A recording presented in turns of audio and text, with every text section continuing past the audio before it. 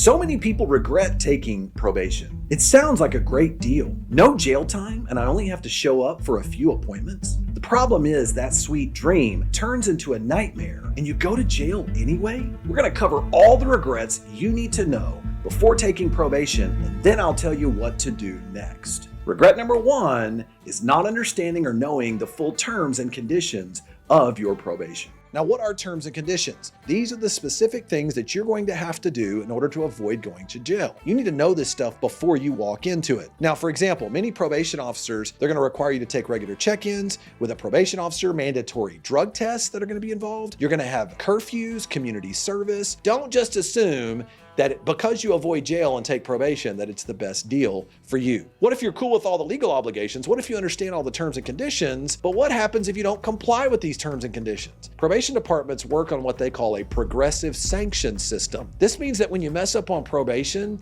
they will not usually immediately revoke your probation. For instance, we had a client that kept giving diluted drug tests. He was drinking tons of water to try to make sure they couldn't tell that he had been smoking marijuana. They believed that he was trying to hide something on a positive drug test. And then they said, hey, we think you got a problem. You keep giving a diluted drug test. We're now going to make you go from standard outpatient treatment. We're going to make you go to intensive outpatient, where now you're going to have to go instead of once a month or so, you're going to have to go all the time, multiple times a week. And they started to tighten that noose around him because of progressive sanctions. Now, look, if you just quit showing up or you pick up a new crime, they're going to revoke your probation. But if you start messing up in little ways, they'll let them add up and stack up against you. They'll tighten the noose around you during your probation, and they'll make things harder and harder on you as you continue to try to be in compliance with your probation. But the next regret is not fully understanding that your life is about to suck while you're on probation. You got to recognize that probation requires a significant commitment to what they're going to put on you. Now, for example, I had a 21-year-old man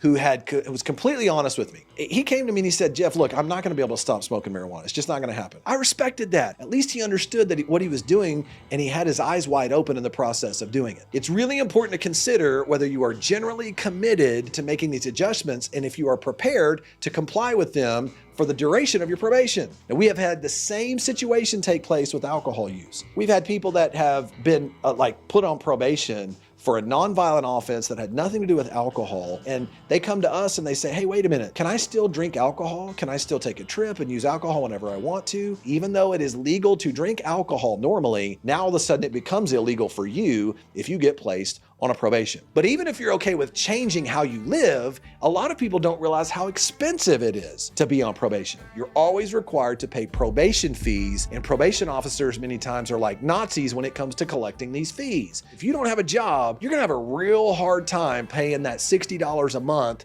for a probation fee. What if the court imposed $1,000 or $2,000 worth of fines and now they've put you on a payment plan? What if you're on a DWI probation and they're making you use an interlock device and you got to pay a couple $100 a month for that too? If you can't make it to the probation department, the probation officer's not going to care about your transportation issues. You didn't show up, we're going to issue a warrant for your arrest. Some of the courts in Texas will try to revoke you for failure to pay. Now, listen, technically they're not allowed to do that because they have to prove in court that you had the ability to pay, but you didn't. That's a very difficult thing to do, but that may not save you from being arrested because your probation officer wants you to pay. But even if you're going to turn your life around and you're ready to pay all these fines and these fees, what happens if your probation officer is a controlling jerk? For example, we had a client where the family had a paid-for rehabilitation. I'm talking about, it was like a $50,000 paid-for rehab that was the top in the state. And we brought that before the probation officer, and the probation officer was not interested in that at all. In fact, they denied the request and they said, nope, you have got to go to our state-sponsored program. And you know why?